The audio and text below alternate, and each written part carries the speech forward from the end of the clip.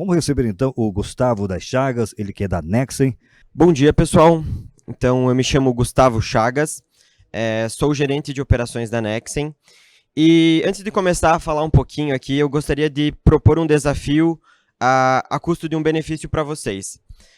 Eu acho que o principal desafio é vocês desprenderem primeiramente o tempo de vocês para estar aqui tentando buscar conhecimento e poder agregar alguma coisa no dia a dia de vocês.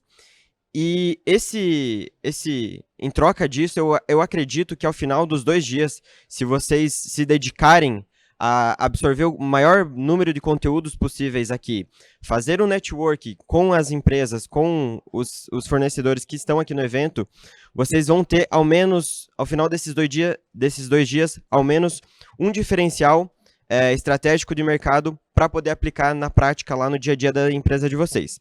Pensando nisso, eu trouxe aqui na minha apresentação algumas coisas que talvez não são do nosso dia a dia ainda, mas eu entendo que nós, né, na visão da Nexen, sempre olhando para o futuro, a gente entende que isso é uma tendência que vai se tornar realidade aqui para o nosso mercado brasileiro. Perfeito. A Nexen, então, hoje a gente é um dos maiores distribuidores de equipamentos de soluções de energia solar do Brasil. Nós ficamos situados em Santa Catarina, já atendemos todo o Brasil, temos uma equipe comercial bem bacana, também está presente aqui no evento. A gente está com o nosso stand ali, então convido vocês a conhecer um pouquinho mais as nossas tratativas comerciais, logísticas, de suporte técnico, de produto também, junto ao nosso pessoal aqui no nosso stand. Vou começar falando então um pouquinho de tendência quanto à tecnologia de módulos, tá? Essa informação que eu trago aqui da PV Infolink é uma das principais referências do nosso setor a nível global hoje. Então, aqui, primeiramente, ela traz algumas projeções, né, de 2022 para frente, onde a gente vê os tipos de tecnologia de células pelo market share. Então, a gente vê aqui que ano que vem, né, 23, a gente já tem estimado aí em torno de 20%, somar 20 mais os 3% ali, 23% de uma tecnologia que até então não está sendo aplicada em larga escala aqui no Brasil, pelo menos. É a tecnologia TOPCon e a tecnologia de heterojunção. São módulos de maior eficiência que nos propiciam, né, nos levam a ter um módulo de maior potência com uma mesma característica de espaço de dimensão. Aí, alguns pontinhos aqui, um tanto quanto futurísticos e a nível de pesquisa ainda. Imaginem que vocês possam fazer um recapex, ou seja, possam aprimorar a geração de uma planta sem ter que trocar nenhum equipamento ou sem ter que fazer uma ação de operação, de manutenção muito grande. É isso que eu trago aqui. Um revestimento que você vai aplicar nos módulos e ele vai atuar como uma espécie de... vai repelir a sujeira que, porventura, poderia ficar aplicada em cima da superfície e diminuir a geração de energia. Então, para módulos em torno aí de 2 anos de idade, a gente teria um aumento, né, um rendimento de 7% na geração, com um payback estimado de 2,5 anos. Então, imagine isso numa planta pequena, mas imaginem também isso em uma planta grande, o quanto a gente não consegue rentabilizar. Ou seja, é uma tecnologia que não existe ainda, está a nível de pesquisa, mas que é uma tendência e que pode vir a ser concretizada.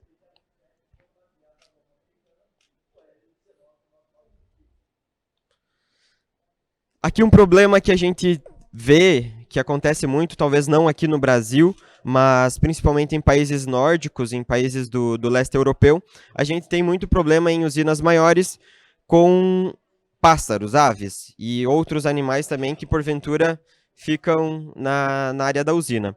E aqui tem uma empresa, né, que construiu um laser autônomo, Bird Control, para fazer a prevenção, né, para repelir essas aves de uma forma amigável, né, ela não vai matar o bichinho lá, mas ela vai fazer com que não tenha aves ali, vai diminuir sujidade, vai diminuir sombreamento. Por vezes isso pode parecer algo pequeno, mas são coisas, são tecnologias, são inovações que estão sendo pesquisadas e podem vir a se tornar realidade aqui. Isso aqui também a gente já vê muito aplicado aqui no Brasil. é inteligência artificial usada para identificar defeitos em painéis. E aí a gente parte desde da termografia sendo feita por drones, até teste de eletroluminescência também feito por drones, mas dispensando a análise de uma pessoa especificamente que vai ter que ficar olhando a imagem de, sei lá, 5, 6, 7, 10 mil módulos. Isso tudo é feito através de inteligência artificial em softwares específicos que vão nos apontar aonde e quais são os problemas. Então eu tenho um tempo de resposta, um tempo de análise extremamente reduzido, apenas aplicando inteligência artificial, apenas não, né, mas aplicando inteligência artificial para me ajudar na operação e manutenção de plantas.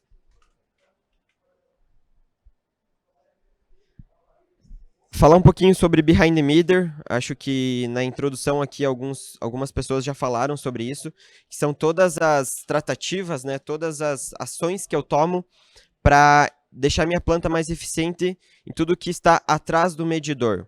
A gente hoje, é claro, fala sobre o nosso mercado aqui, que é o maior ponto, né, que é sobre você produzir a sua própria energia, mas a gente sabe que tem outros milhares de pontos que a gente pode trabalhar a fim de tornar uma planta mais eficiente.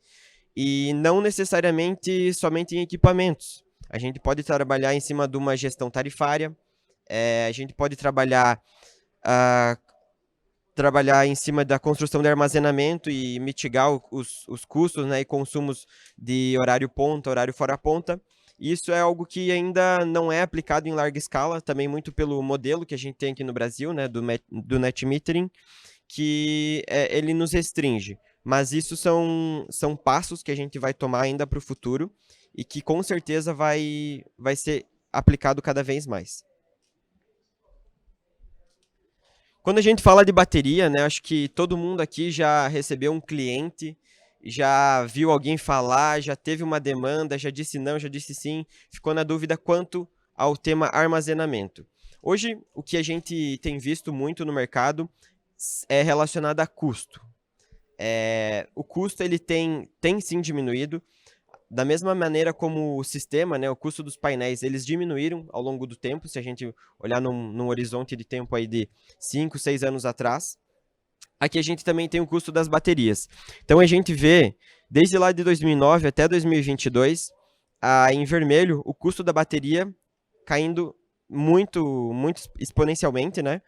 À medida que, na linha verde, a gente tem a densidade energética das baterias sendo aumentada. Ou seja, eu tenho cada vez mais equipamentos mais eficientes, que podem armazenar mais energia a um custo mais competitivo. O que isso nos leva? A começar a viabilizar projetos de grande, médio e pequeno porte.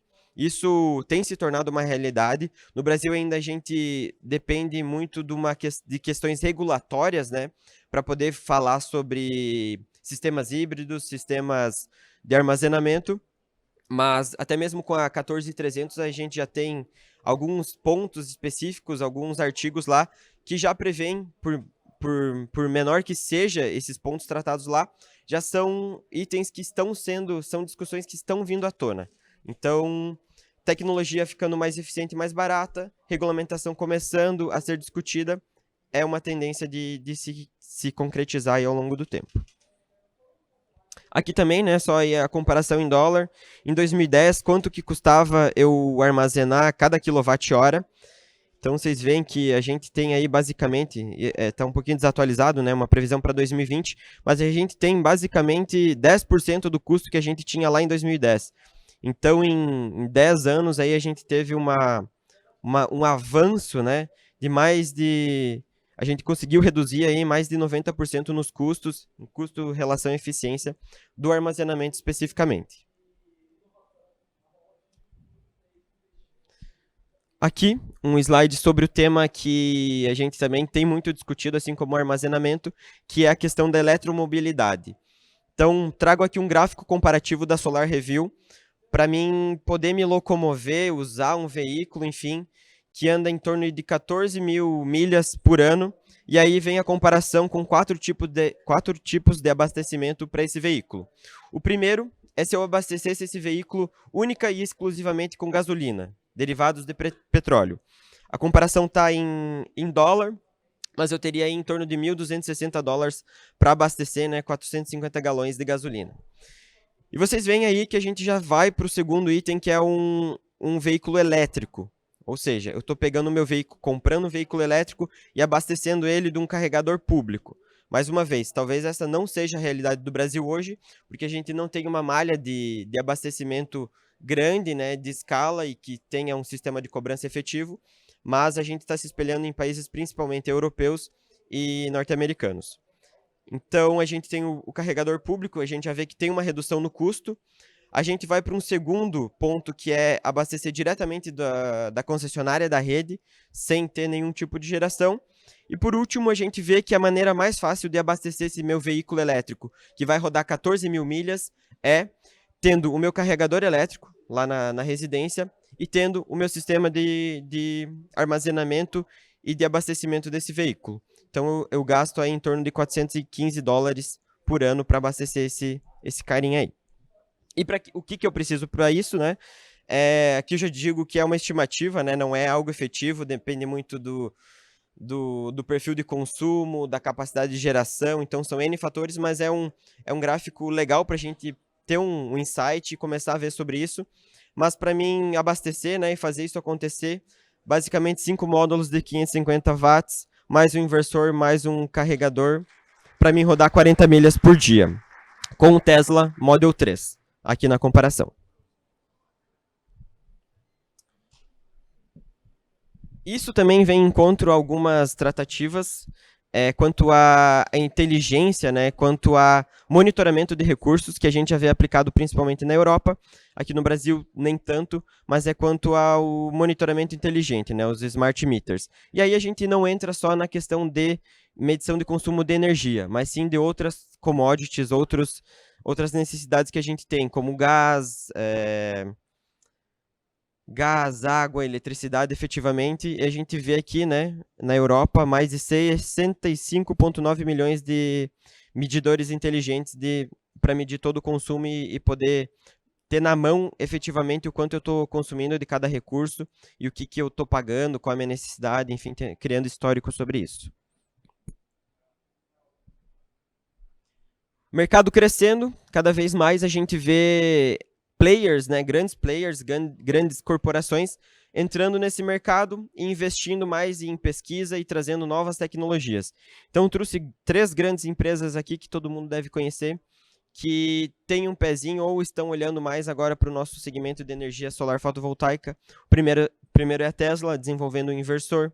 O segundo é a Microsoft, entrando com internet das coisas, direcionadas ao inversor, à geração de energia, integrada com a casa inteligente. Então, a Microsoft já está, através da iBot, vendo isso, pesquisando e implementando soluções. E, por último, a BMW, né, uma grande aí de mobilidade, olhando para o armazenamento de energia, não à toa, talvez esteja ligado à eletromobilidade, aos veículos elétricos. Então, tudo que a gente vê aqui são empresas grandes, acreditando cada vez mais no nosso segmento.